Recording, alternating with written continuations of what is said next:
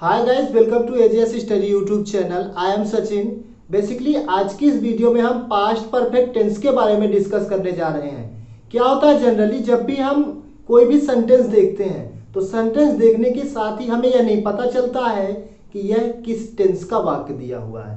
तो इन्हीं सारी प्रॉब्लम को सॉल्व करने के लिए ही हम आज की इस वीडियो में पास्ट परफेक्ट टेंस लेके आए हैं। तो चलिए बिना किसी देरी के समझने का प्रयास करते हैं कि वास्तव में इसकी पहचान क्या होती है। यानी हम पास्ट परफेक्ट टेंस अगर कहीं पे सेंटेंस दिया हुआ है तो कैसे पहचान लेंगे कि यह पास्ट परफेक्ट टेंस का वाक्य है, यानी कि किस प्रकार से हम जानेंगे कि यह पास्ट परफेक्ट टेंस है। तो चलिए सबसे पहले हम इसकी पहचान देखते हैं हिंदी में, उसके बाद हम समझेंगे कि इंग्लिश में इसकी पहचान क्या होती है। तो आइए पहले देखते हैं हिंदी में इसकी पहचान को। तो ध्यान दीजिएगा, जब हम हिंदी के वाक्यों की बात करें, हिंदी के सेंटेंस की बात करें, तो जिस वाक्य के अंत में चुका था, चुकी थी, चुके थे, या था, ये थी, ये थे, ये शब्द आए तथा कार्य के भूतकाल में समाप्त यानी पूरा होने का बोध हो, यानी जो भी वर्क और एक्शन हमारा कंप्लीटेड इन पास्ट हो, यानी पूरा होना चाहिए पास्ट में, तो उसे ही हम कहते हैं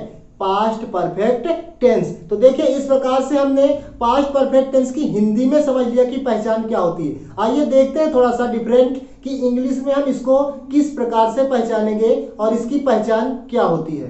तो ध्यान दीजिएगा, इंग्लिश के शब्दों में हम इसकी पहचान को डिस्क्राइब कर रहे हैं। जैसे इसकी पहचान होती है, व्हेन द वर्क और action start sometime before in past and it must completed in past, then the tense is past perfect tense. कहने का मतलब यह है कि कोई भी वर्क और एक्शन जो कि पास्ट में ही कुछ समय पहले स्टार्ट हुआ है और पास्ट में ही समाप्त हो चुका है, पास्ट में ही फिनिश्ड हो चुका है, तो उसे ही हम पास्ट परफेक्ट टेंस कहते हैं। यानी कहने का मतलब यह है कि अगर कोई भी वर्क और एक्शन पास्ट में शुरू हुआ और पास्ट में ही फिनिश हो गया, पास्ट में ही समाप्त हो गया, तो ऐसे टेंस को हम पास्ट परफेक्ट टेंस कहते हैं। तो इस प्रकार से कोई सा भी एग्जाम्पल हो, अगर उसमें वर्क कुछ समय पहले स्टार्ट होता है, work start some time before and it must be completed in past, और वह पास्ट टाइम पर भी कंप्लीट हो जाए, तो इसे ही हम कहेंगे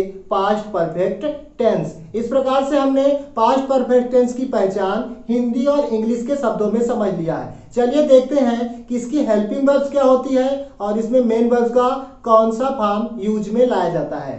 बात करें इसकी हेल्पिंग वर्ब की, तो इसकी हेल्पिंग वर्ब होती है हैड, और बात करें इसके मेन वर्ब की, तो मेन वर्ब का इसमें थर्ड फॉर्म यूज में लाया जाता है, यानी using third form of the verb. यानी इस टेंस के साथ, यानी पास्ट परफेक्ट टेंस के साथ हम मेन वर्ब का थर्ड फॉर्म यूज करते हैं और इसकी हेल्पिंग वर्ब जो है होती है वह होती है हैड। इस प्रकार से अगर मैं बनाने के नियम की बात करूं तो सारे सब्जेक्ट, जितने भी सब्जेक्ट होते हैं, चाहे वह सिंगुलर सब्जेक्ट हो या प्लूरल सब्जेक्ट हो, कोई भी हो, चाहे सिंगुलर नंबर हो या नाउन हो, सबके साथ हम एक ही हेल्पिंग वर्ब और वह है हैड, उसी का प्रयोग करेंगे और मेन वर्ब का थर्ड फॉर्म ही यूज में लाएंगे।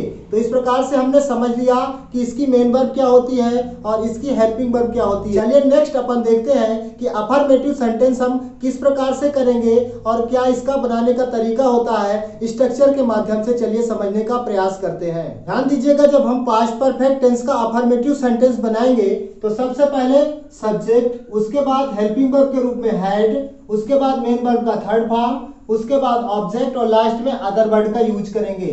चलिए एग्जांपल से समझने का प्रयास करते हैं। यहाँ हमारे पास नंबर फर्स्ट एग्जांपल है, राधा खाना खा चुकी थी। तो जब हम इसका एक बनाएंगे ट्रांसलेशन, तो सबसे पहले हम बनाएंगे राधा, राधा का राधा, अब राधा के साथ हैड, अब फिर खाना होता है ईट मीन्स, और ईट का थर्ड फॉर्म होता है ईटेन। अब उसके बाद क्या खा रही है, खाना, तो द फूड। इस प्रकार से इसका बनेगा Radha had eaten the food. चलिए अगला एग्जांपल देखते हैं। अगला एग्जांपल है सुधीर घर जा चुका था।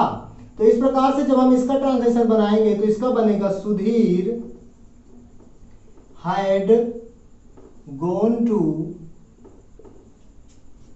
होम। ठीक है, यानी सुधीर घर जा चुका था का बनेगा Sudhir had gone to home. अगला एग्जाम्पल है मैं पढ़ चुका था, तो इसका जब हम बनाएंगे तो बनेगा आई हैड स्टडी। मीन्स होता है पढ़ना, तो स्टडी का होगा स्टडीड, यानी मैं पढ़ चुका था का बनेगा आई हैड स्टडीड। इस प्रकार से हमने अफर्मेटिव सेंटेंस देख लिया है कि किस प्रकार से हम अफर्मेटिव सेंटेंस बनाएंगे।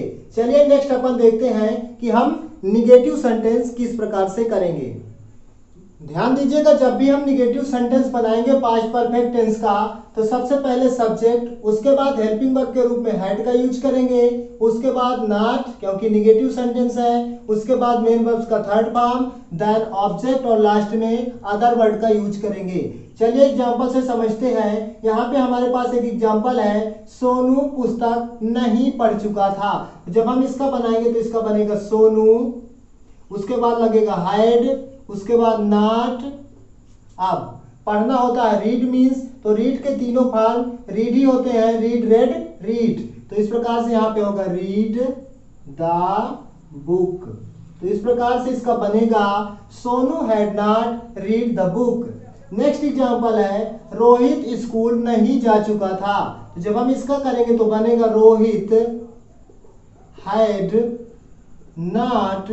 अब गो मीन्स होता है जाना, लेकिन गो का थर्ड फॉर्म होता है गो वेंट गॉन। तो यहाँ पे होगा गॉन टू स्कूल।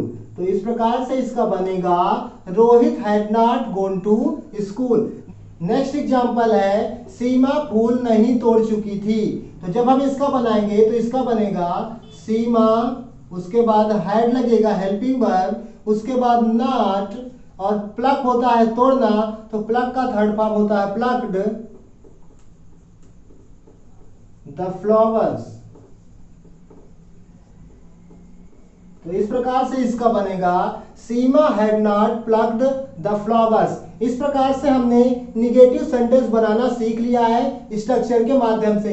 चलिए नेक्स्ट अपन देखते हैं इंट्रोगेटिव सेंटेंस को, कि इंट्रोगेटिव सेंटेंस का स्ट्रक्चर क्या होता है तथा उसे हम किस प्रकार से बनाएंगे। ध्यान दीजिएगा, जब हम पास्ट परफेक्ट टेंस का इंट्रोगेटिव सेंटेंस बनाएंगे तो सबसे पहले हेल्पिंग वर्ब के रूप में हैड का यूज करेंगे, उसके बाद सब्जेक्ट, उसके बाद मेन वर्ब का third form, then object and last में अदर वर्ड, और उसके लास्ट में क्वेश्चन मार्क्स लगाएंगे क्योंकि ये सब इंट्रोगेटिव सेंटेंस है और इनके लास्ट में क्वेश्चन मार्क्स लगाया जाता है।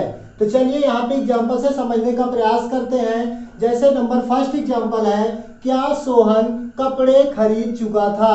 तो जब हम बनाएंगे तो सबसे पहले बनेगा हैड, फिर सोहन। अब बाय मीन्स होता है खरीदना, बाई का थर्ड फॉर्म होता है बाई बाट, तो बाट होगा BOUGHT। तो इस प्रकार से बनेगा हैड सोहन बाट द क्लॉथ्स। इस प्रकार से इसका जब हम बनाएंगे तो बनेगा हैड सोहन बाट द क्लॉथ्स। नेक्स्ट एग्जांपल है, क्या मोहन स्कूल जा चुका था। तो इस प्रकार से जब हम इसका बनाएंगे तो बनेगा हैड मोहन। अब जाना होता है गो मीन्स, तो गो का थर्ड फॉर्म होता है गॉन, तो यहाँ पे होगा gone to school and question mark. Next example है, क्या सीमा गाना गा चुकी थी। जब मैं इसका बनाऊंगा तो बनेगा हैड सीमा। गाना होता है सिंग मीन्स, सिंग का थर्ड फॉर्म होता है संग, तो इसका बनेगा हैड सीमा संग अ सॉन्ग। तो इस प्रकार से इसका बनेगा हैड सीमा संग ए सॉन्ग। इस प्रकार आज की इस वीडियो में हमने प्रेजेंट परफेक्ट के बारे में डिस्कस कर लिया है। पूरी इंफॉर्मेशन रिगार्डिंग प्रेजेंट परफेक्ट, जैसे इसकी पहचान क्या होती है हिंदी में भी समझ ली, इंग्लिश में भी समझ ली, इसकी हेल्पिंग वर्ब्स के बारे में जाना, इसके बनाने का नियम जाना, इसको कैसे बनाते हैं, अफर्मेटिव सेंटेंस कैसे बनाएंगे, निगेटिव कैसे बनाएंगे, तथा इंट्रोगेटिव सेंटेंस किस प्रकार से करेंगे। बेसिकली आज की इस वीडियो में हमने समझ लिया है। अगर आपको यह वीडियो समझ में आया है तो कृपया इस वीडियो को लाइक करें तथा अपने दोस्तों के साथ भी शेयर करें, ताकि वो प्रेजेंट परफेक्ट से रिलेटेड जो भी उनके डाउट्स हैं उनको क्लियर कर सकें, तथा हमारे YouTube चैनल AJS स्टडी को सब्सक्राइब करें।